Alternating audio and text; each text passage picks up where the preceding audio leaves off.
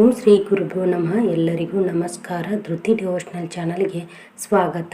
ನಾನಿವತ್ತಿನ ವಿಡಿಯೋದಲ್ಲಿ ವಿಕಟ ಸಂಕಷ್ಟಹರ ಚತುರ್ಥಿಯ ಮಾಹಿತಿಯನ್ನು ಕೊಡ್ತಾ ಇದ್ದೀನಿ.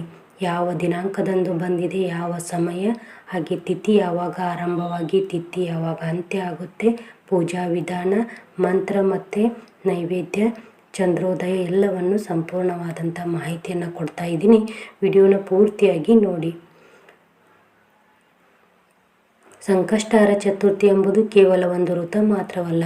ಭಗವಾನ್ ಗಣೇಶನ ಕೃಪೆಯಿಂದ ಜೀವನದಲ್ಲಿನ ಎಲ್ಲ ಅಡೆತಡೆಗಳು, ಕಷ್ಟಗಳು, ದೋಷಗಳು ಮತ್ತು ದುಃಖಗಳನ್ನು ದೂರ ಮಾಡುವ ಒಂದು ಶಕ್ತಿಯುತ ಆಧ್ಯಾತ್ಮಿಕ ಸಾಧನೆ.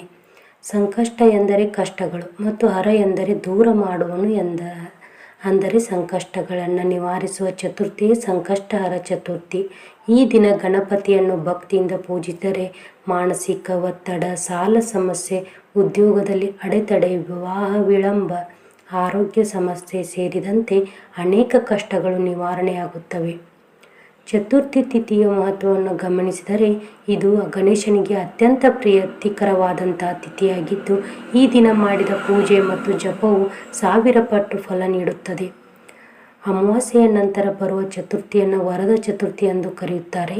ಇದು ಮನಸ್ಸಿನ ಇಚ್ಛೆಗಳನ್ನು ಪೂರೈಸುತ್ತದೆ. ಪೌರ್ಣಿಮೆಯ ನಂತರ ಬರುವ ಚತುರ್ಥಿಯೇ ಸಂಕಷ್ಟಹರ ಚತುರ್ಥಿ. ಇದು ವಿಶೇಷವಾಗಿ ಸಂಕಷ್ಟಗಳನ್ನು ನಿವಾರಿಸುವುದಕ್ಕೆ ಪ್ರಸಿದ್ಧವಾಗಿದೆ. ಈ ವ್ರತವನ್ನು ನಿರಂತರವಾಗಿ 5, 11 ಅಥವಾ 21 ತಿಂಗಳವರೆಗೆ ಆಚರಿಸಿದರೆ ಅತ್ಯಂತ ಶುಭ ಫಲ ದೊರೆಯುತ್ತದೆ. 2026 ಚೈತ್ರ ಮಾಸದ ಸಂಕಷ್ಟಹರ ಚತುರ್ಥಿಯ ದಿನಾಂಕ ಮತ್ತು ಸಮಯಗಳನ್ನು ನೋಡಿದರೆ, ಚತುರ್ಥಿ ತಿಥಿ ಏಪ್ರಿಲ್ 5ರಂದು ಬೆಳಿಗ್ಗೆ 10:26ಕ್ಕೆ ಪ್ರಾರಂಭವಾಗಿ ಏಪ್ರಿಲ್ 6ರಂದು ಮಧ್ಯಾಹ್ನ 12:19ರವರೆಗೆ ಮುಂದುವರಿಯುತ್ತದೆ. ಆದರೆ ಸಂಕಷ್ಟಹರ ಚತುರ್ಥಿ ವ್ರತವನ್ನು ಸದಾ ಚಂದ್ರೋದಯವನ್ನು ಆಧರಿಸಿ ಆಚರಿಸುವುದರಿಂದ ಈ ವರ್ಷ ಅದು ಏಪ್ರಿಲ್ 5 ಭಾನುವಾರದಂದು ಆಚರಿಸಲಾಗುತ್ತದೆ.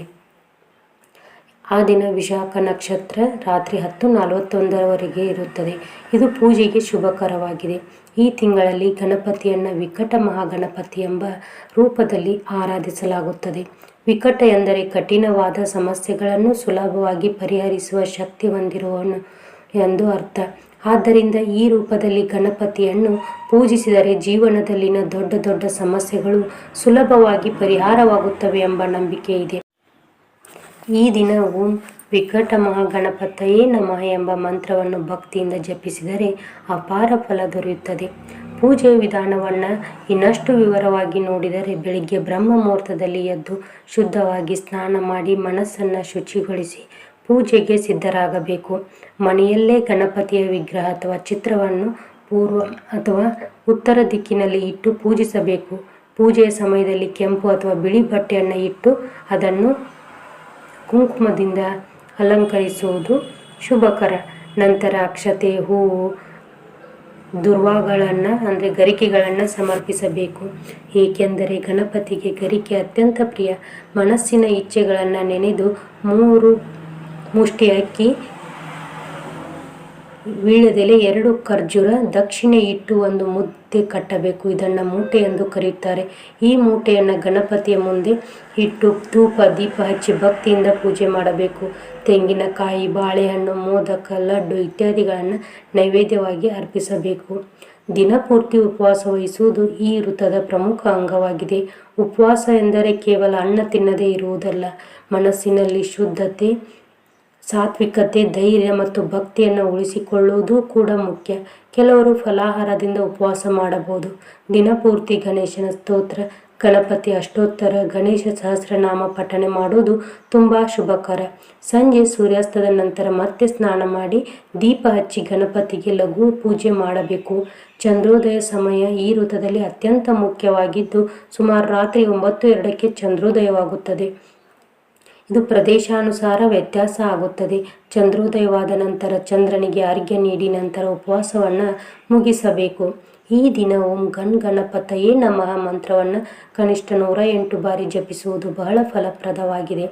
ಈ ಮಂತ್ರವು ಮನಸ್ಸಿಗೆ ಶಾಂತಿ ನೀಡುವುದರ ಜೊತೆಗೆ ಜೀವನದಲ್ಲಿನ ಅಡೆತಡೆಗಳನ್ನು ದೂರ ಮಾಡಿ ಯಶಸ್ಸಿನ ದಾರಿಯನ್ನು ತೆರೆದಿರುತ್ತದೆ.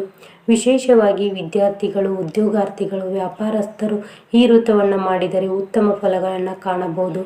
ಗರಿಕೆ ಸಮರ್ಪಣೆ ಮತ್ತು ಮೋದಕ ನೈವೇದ್ಯ ಗಣಪತಿಗೆ ಅತ್ಯಂತ ಪ್ರಿಯವಾಗಿರುವುದರಿಂದ ಅವನ್ನು ಅರ್ಪಿಸುವುದು ತಪ್ಪದೇ ಮಾಡಬೇಕು.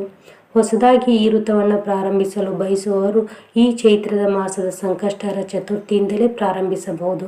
ನಿರಂತರವಾಗಿ 5, 11 ಅಥವಾ 21 ತಿಂಗಳವರೆಗೆ ಶ್ರದ್ಧೆಯಿಂದ ಆಚರಿಸಿದರೆ ಜೀವನದಲ್ಲಿ ಮಹತ್ತರ ಬದಲಾವಣೆಗಳನ್ನು ಕಾಣಬಹುದು.